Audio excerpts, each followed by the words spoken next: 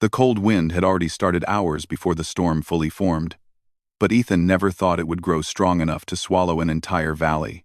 He had traveled across many planets as a maintenance specialist for interstellar research stations, so he understood dangerous weather well. Still, nothing had prepared him for the sudden, violent storm that crashed down on the frozen plains of Arthas 9. The mission had warned him that strong temperature drops happened without warning on this planet. But nobody mentioned that the air could turn so cold, so fast, that even advanced gear struggled to keep up. He was returning to the outpost after repairing a communication tower when the storm consumed the sky behind him. At first, he thought he could outrun it, but the wind shifted so sharply that it pushed him sideways. The sky darkened until it felt like the sun had vanished completely. Sharp ice crystals, small as sand but strong as needles, slapped against his suit and visor. Each gust felt like something alive was clawing at him. He lowered his head and kept moving, hoping the station was close enough to reach. But the station seemed farther with every step.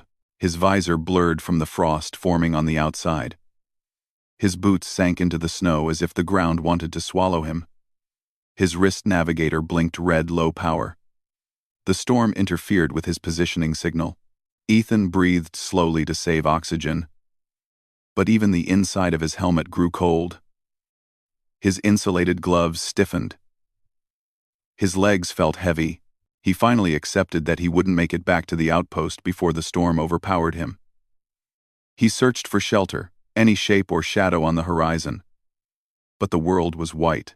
Only white. Endless chills filled the silence between each blast of wind. When he lost feeling in his fingers, he knew he had only minutes before his suit failed completely. He took one more step, and his boot hit something solid. A shape flashed in the corner of his visor.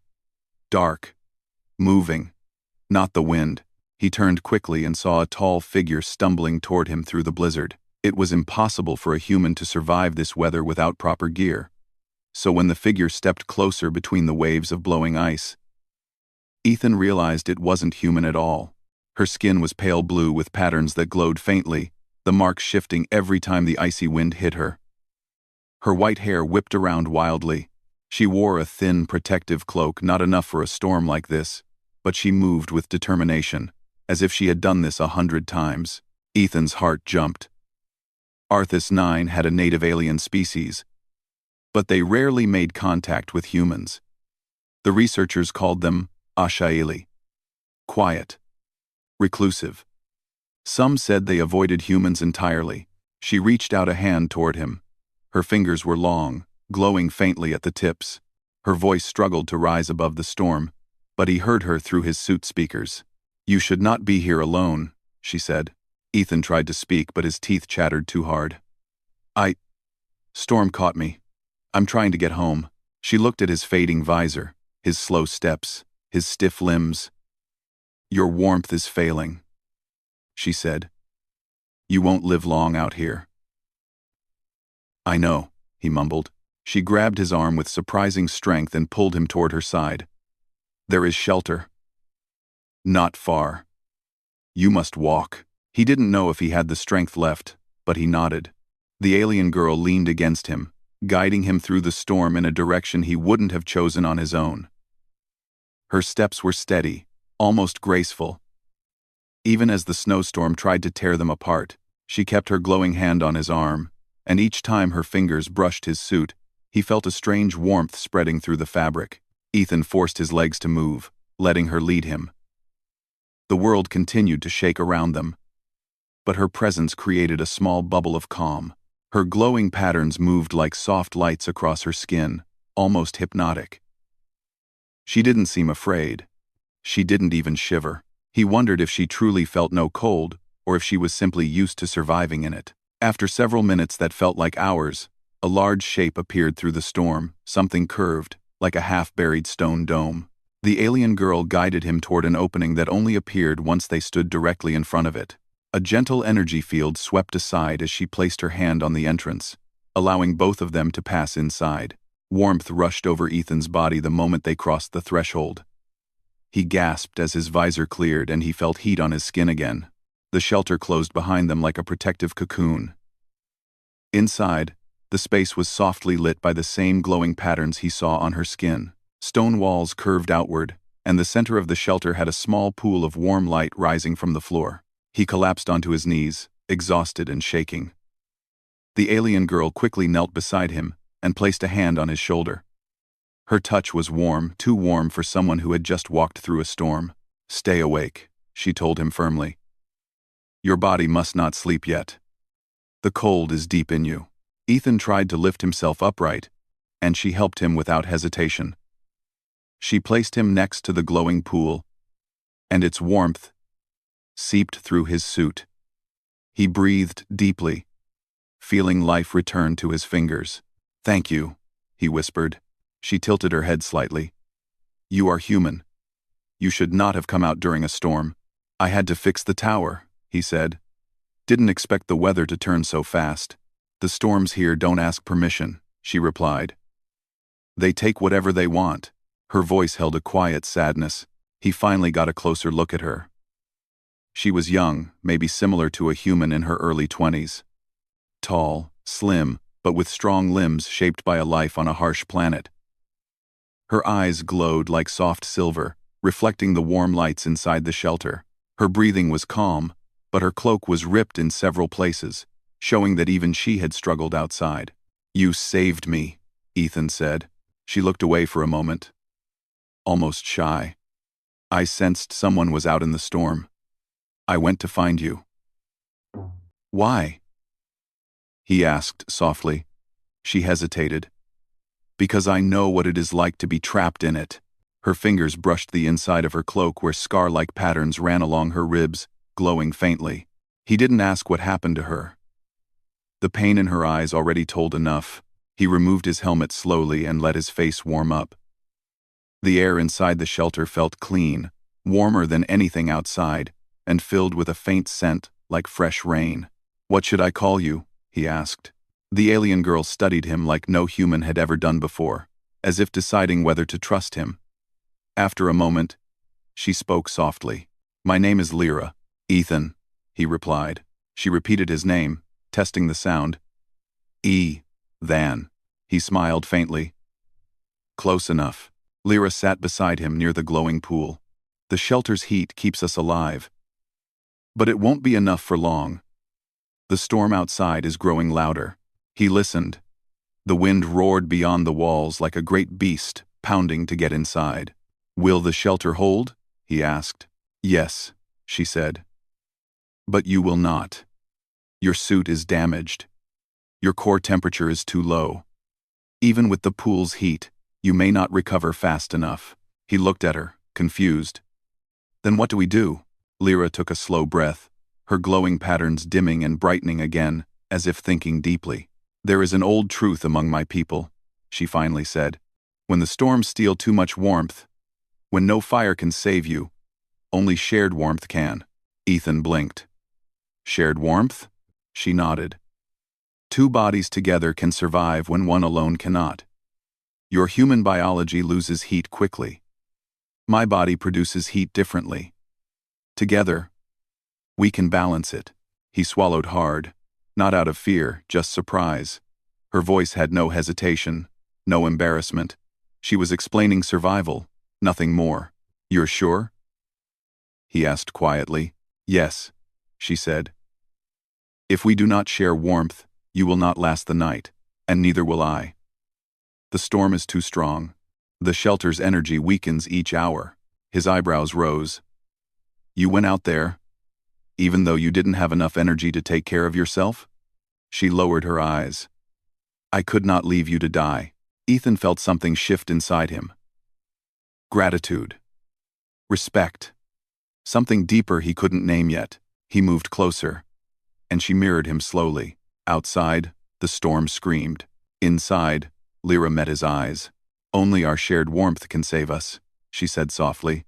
Ethan nodded, placing his hand gently over hers. "Then we'll survive together." The shelter lights pulsed around them like a heartbeat, as if the world itself approved. And so the long night began. The warmth from the glowing pool helped Ethan recover some strength, but not enough. His fingers still shook, and his breathing still felt shallow. The storm outside had grown louder, as if the sky itself was breaking apart. Each gust slammed against the outer shell of the shelter, sending a deep vibration through the floor. Even Lyra's calm expression tightened whenever the wind struck too hard. Ethan pulled his damaged suit closer around him, but the insulation was broken. Cold still sneaked in through the cracks. Lyra watched him carefully, her silver eyes following every small shiver.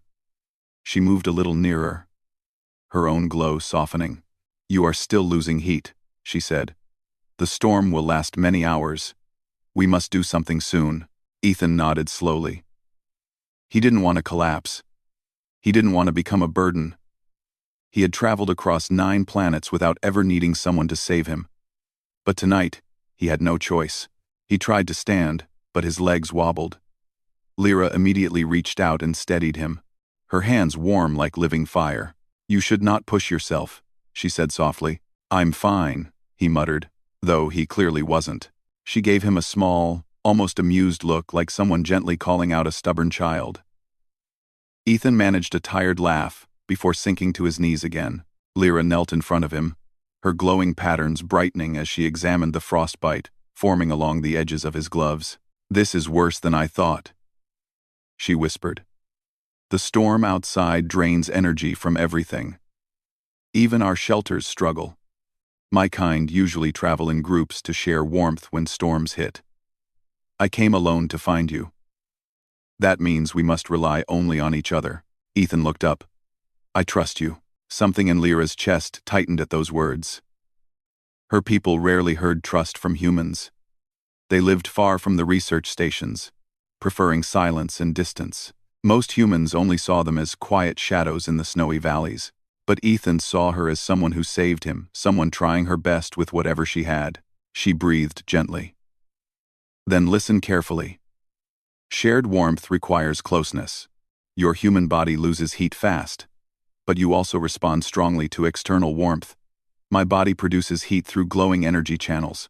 If I stay near you and keep contact, your temperature will rise." Ethan nodded, understanding her calm explanation. "Survival, protection, nothing else." Lyra helped him remove the cracked outer layer of his suit so he could absorb more warmth. Then she guided him to sit beside the glowing pool, where the light was strongest. The pool wasn't hot, just warm enough to stop freezing. It acted like a slow-breathing heart, pulsing gentle waves of heat every few seconds. Lyra sat beside him and wrapped her cloak around both of them. Her cloak was thin, but it held a strange softness, woven from fibers that trapped their shared heat. When her shoulder touched his, Ethan felt warmth spreading through him instantly, warmth that didn't burn, just soothed. "Is this okay?" she asked.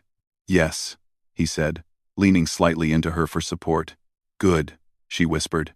Her glowing patterns brightened warmly, like soft lanterns flickering in the dark.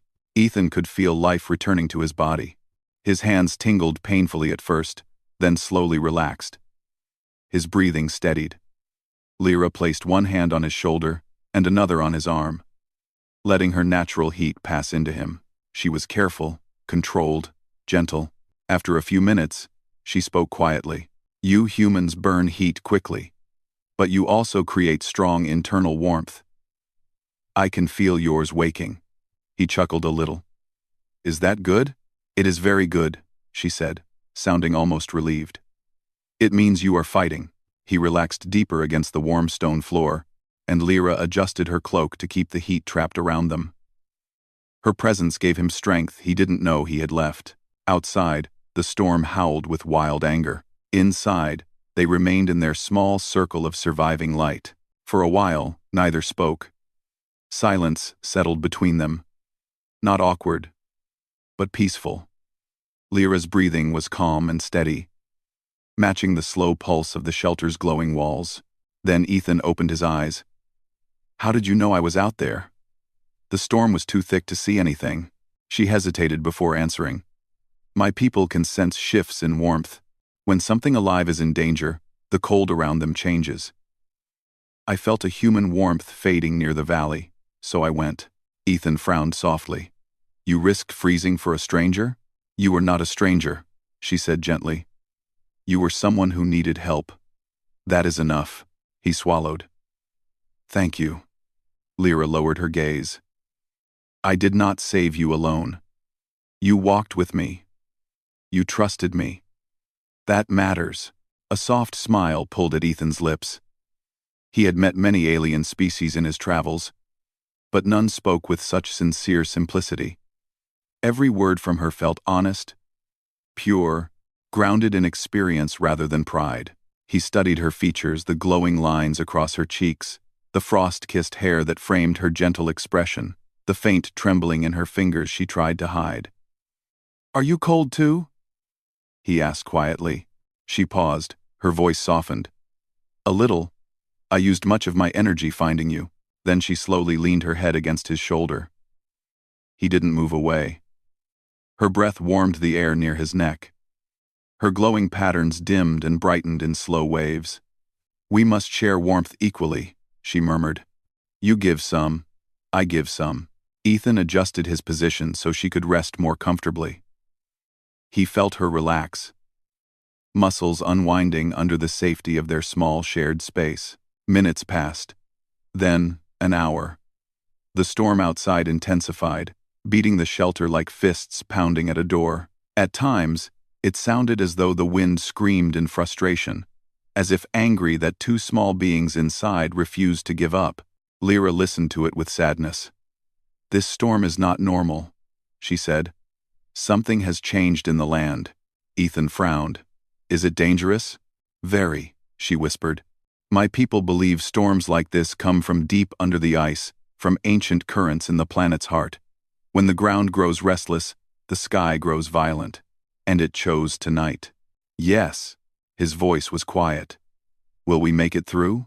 She didn't answer immediately. Her glowing eyes studied the entrance of the shelter. The energy shield flickered once.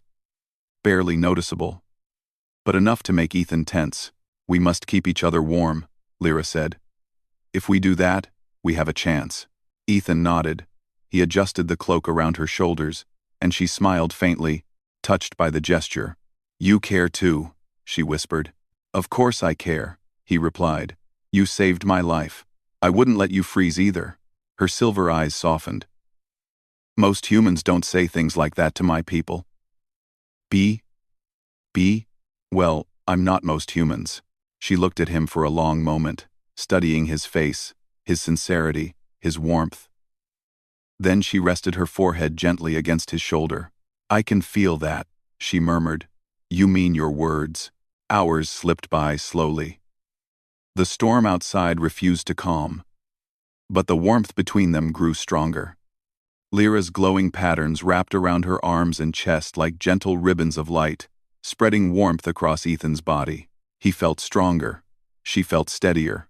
At one point, Ethan's hand brushed her arm accidentally. She didn't flinch. Instead, she guided his hand to a spot where her glow was brightest. Here, she whispered. This channel gives the most warmth. He felt a pulse of heat flow into him, smooth, warm, calming. That's amazing, he breathed. It's normal for my kind, she said. But sharing it with a human, this is new. Does it hurt you? No. It helps me too. She leaned closer, sharing more warmth, and Ethan could feel their breaths mixing in the air. Not in a romantic way, more like survivors holding on to life together in a cold that wanted to break them. Lyra's eyes closed for a moment. Ethan, I want to tell you something. What is it? When I sensed you in the storm, I was afraid. Afraid for me? Afraid to fail, she admitted. I have lost people before. I could not lose someone again. Ethan gently squeezed her hand. You didn't fail. You saved me. Her breath trembled with relief. I am glad, she whispered. The shelter lights flickered again, this time longer. Lyra's eyes snapped open. That is not good, she said. The shield is weakening. The storm is growing stronger than the shelter. Ethan sat up straighter. What do we do? We stay close, she said. Closer than before. No space for the cold to enter. Reeling, Ethan didn't hesitate. He moved closer, wrapping his arms carefully around her under the cloak. She pressed against him. her glowing patterns spreading across both their bodies like living warmth. Outside, the storm screamed its fury. Inside, two lives fought back together. The night was far from over. The storm outside grew even more violent, roaring with a force that shook the shelter like a living creature trying to break inside. The glowing walls dimmed and brightened irregularly, showing signs of stress. Ethan felt the vibrations through the stone floor, each one sharper than the last. Lyra kept her eyes fixed on the entrance, as if she could sense every change in the energy field. Their shared warmth kept them stable, but both knew it would not be enough if the shelter failed. Lyra's cloak wrapped tightly around them, trapping heat, and her glowing channels pulsed bright along her skin, giving Ethan strength he would have lost long ago. Lyra exhaled slowly. The storm is reaching its center. This is the most dangerous part. Ethan leaned back against the warm wall, trying to stay calm. Will the shelter survive the center? Yes, she said, though her voice wasn't confident. But we must conserve every bit of warmth. The core of the storm drains energy from everything it touches. Ethan understood. The storm wasn't just cold, it was something deeper, something unnatural. He could feel it through the walls, like a giant presence pressing in from every side. He turned slightly, noticing the faint trembling in Lyra's fingers. Lyra, you're tired. I am fine, she said quickly, but she wasn't. Ethan watched her glow dim for a moment before returning. She had spent too much energy finding him, guiding him through the storm, keeping him warm now. He couldn't just sit and let her weaken. He shifted closer, sharing more of his own body heat. Lyra looked surprised. You should keep your warmth for yourself, she whispered. We said we'd survive together, he replied. That means you take warmth too. Her expression softened, and a tiny smile flickered on her lips. Humans are strange. Probably, Ethan said, smiling weakly. Lyra leaned her head lightly against his chest, accepting the warmth he offered. She let her glowing channels spread across both of them like soft ribbons of heat. The warmth felt more stable now, balanced between both bodies. Minutes passed. Then an hour. The storm roared louder, but neither panicked. Instead, they listened to each other's steady breaths, letting that shared rhythm keep them grounded. Ethan finally broke the silence. Lyra, can you tell me more about your people? She lifted her eyes. What would you like to know? Anything. Whatever you want to share. Lyra hesitated, thinking. We come from deep valley tribes. The storms shaped our history. We learned to survive by working together, always sharing warmth and energy. Alone, one of us cannot survive. But together, even the harshest cold cannot take us. Ethan nodded slowly. So warmth is more than survival for your people. It's connection. Yes, she said softly. A bond. He didn't speak for a moment. Her words felt heavier than he expected, like she wasn't only explaining her culture but also telling him something about tonight. What about you? She asked quietly. Tell me something about humans. Ethan chuckled softly. Humans like to think they can survive alone. We pretend we're tough. But in the end, we need each other too. Lyra watched him carefully. You speak honestly. I try. Her fingers brushed his arm gently. Not in a romantic way, but a thoughtful one. As if she were learning what trust felt like from him. Another powerful gust slammed into the shelter, making the entrance flicker sharply. Lyra's expression tightened immediately. That was strong, Ethan said. Too strong, she murmured. The shield cannot take many more hits like that. Ethan looked around urgently. Is there anything we can do to reinforce it? She shook her head. The shelter draws energy from the ground. Only the storm can decide when it stops. He exhaled slowly, frustration filling him. So we just wait? We wait, she said gently. And stay warm. The cold grows hungrier when fear appears. Ethan forced himself to breathe deeply. If he panicked, his temperature would drop even faster. Lyra moved closer, curling into his side. He rested his hand on her back, feeling the glow beneath her skin. Lyra's voice softened. Your warmth is steady now, stronger than before. You helped me get it back, he replied. She lowered her forehead near his collarbone, her glow spreading across his chest. And you help me now. This is balance. Ethan smiled gently. Yeah. Balance. Time passed slowly, each minute echoing with the storm's rage. But inside their circle of warmth, a fragile peace existed. Lyra suddenly lifted her head, sensing something. Her glowing eyes widened. Ethan, listen. He held his breath. The storm was changing. Not calmer, not yet, but shifting. The roar changed rhythm, no longer a constant attack. It pulsed like slow thunder, as if the storm were breathing. What does that mean? He asked. It means the center is passing, she said. We have survived the worst part. Relief washed through him. So it's ending? Not ending, she corrected, but weakening. The shelter will last now. Ethan leaned back, letting out a long breath. He felt lightheaded from the tension leaving him. Lyra looked just as relieved, her shoulders falling softly. The shelter light steadied again, no longer flickering. Lyra crawled a little away from the pool, tugging Ethan with her until they rested against the curved wall. They were still close, still sharing warmth, but now less desperate. You were brave, she said. Me? Ethan raised an eyebrow. You're the one who walked into a deadly storm to save a stranger. You were not a stranger after that, she whispered. You trusted me without fear. My people say that trust creates warmth too. Ethan listened to the soft tone of her voice. It carried a gentleness that felt rare on a planet this harsh. Lyra brushed her hand gently across the damaged part of his suit. We must repair this before the storm ends. Or, you cannot walk out there. Ethan nodded. We'll fix it together. Her cheeks glowed with a faint warmth again, something like happiness. Something small but genuine. She rested her hand over his, as if sealing a quiet promise. Suddenly, another deep rumble echoed under them, not from the sky, but the ground. Ethan tensed. What was that? Lyra's expression turned serious. The storm has awakened the ground currents. They are shifting. Is that dangerous? If the ground splits, she said, new storms will form.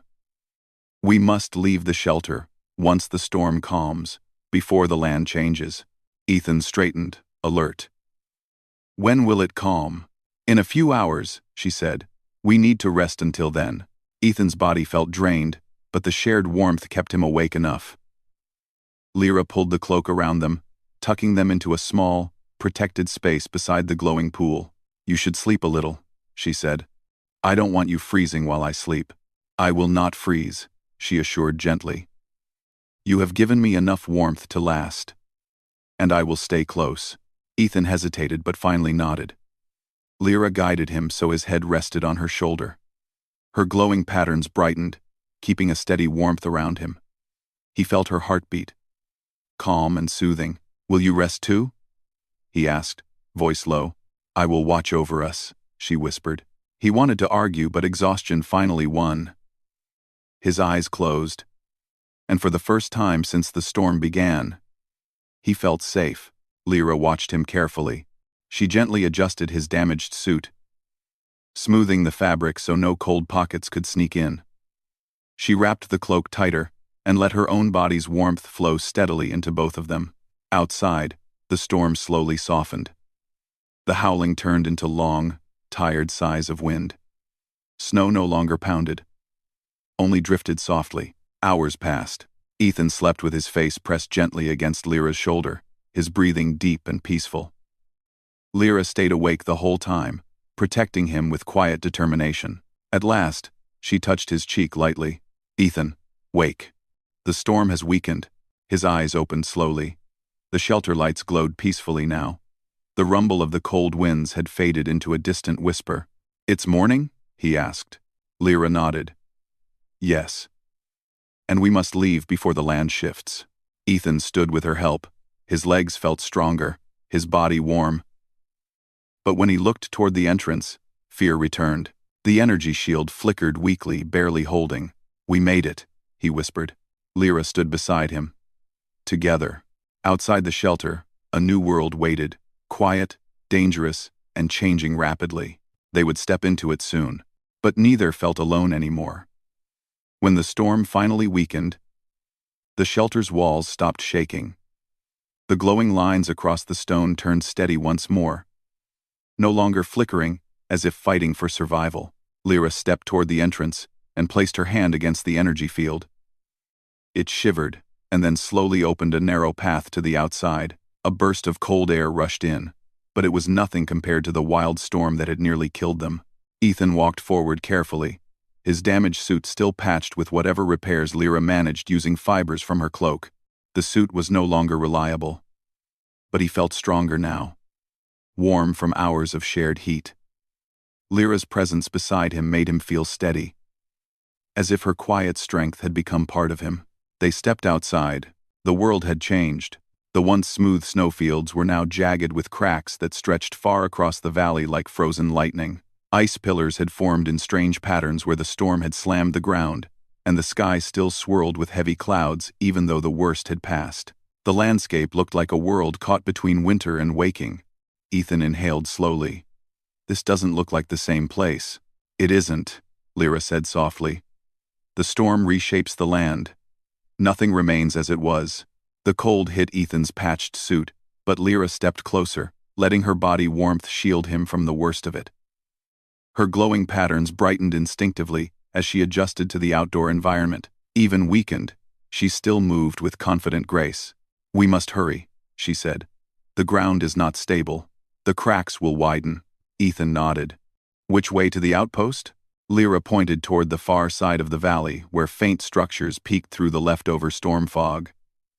He could barely see them, but she could sense direction better than any human. "Follow me," she said. They started walking across the uneven snow. Every step made a crunching sound that echoed in the cold air. At times, they had to jump across cracks or climb over broken ice blocks. But Lyra guided Ethan carefully. Whenever his footing slipped, she caught his arm instantly. "You saved me earlier," Ethan said with a small smile. "Now you're making sure I don't fall on my face." Lyra's expression softened, though she didn't smile often. "You are not used to land changed by storms. It is easy to fall," he chuckled. "You make it look easy." "It is only easy because I grew up in it," she replied. "This land teaches you how to walk from the moment you can stand." Step by step, the outpost came closer. But as they walked, the ground vibrated once more. A deep rumble rolled through the earth, almost like the growl of a massive creature waking below the ice. Lyra froze. "Another shift is coming. We must move faster." Ethan tightened his fists. "I'm with you." They hurried across the snow, still sharing warmth whenever the wind grew sharp. The sky groaned softly above them, carrying the last pieces of the storm.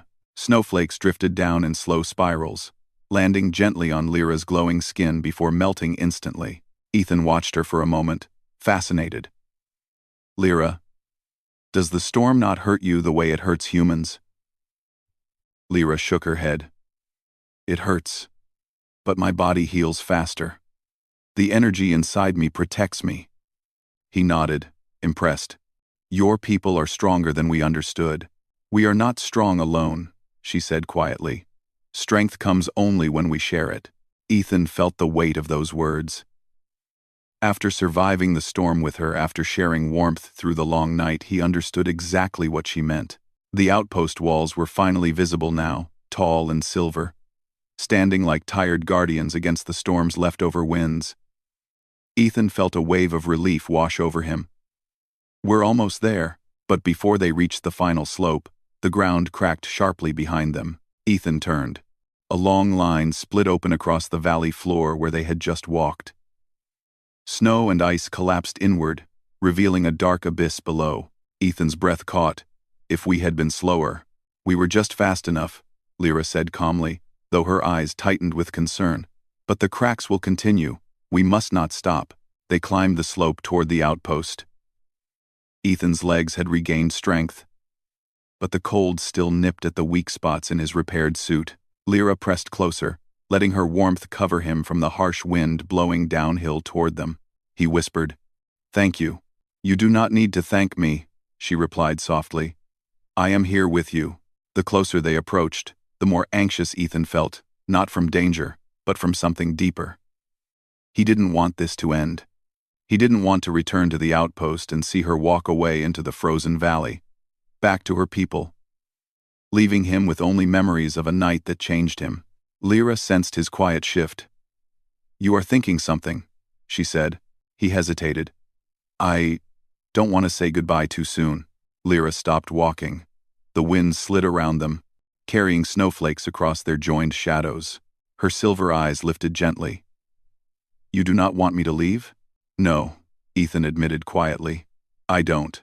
Lyra stared at him for a long moment, silent, unreadable. Then she moved closer until their shoulders touched again. I thought humans did not form bonds quickly, she said softly. I thought so too, he replied, breath visible in the cold air. Her glow softened like quiet starlight. Then, perhaps, both our kinds were wrong. A voice suddenly echoed from the outpost walls, a human voice, shouting through the intercom systems. Ethan, is that you? Ethan turned sharply. They're looking for me.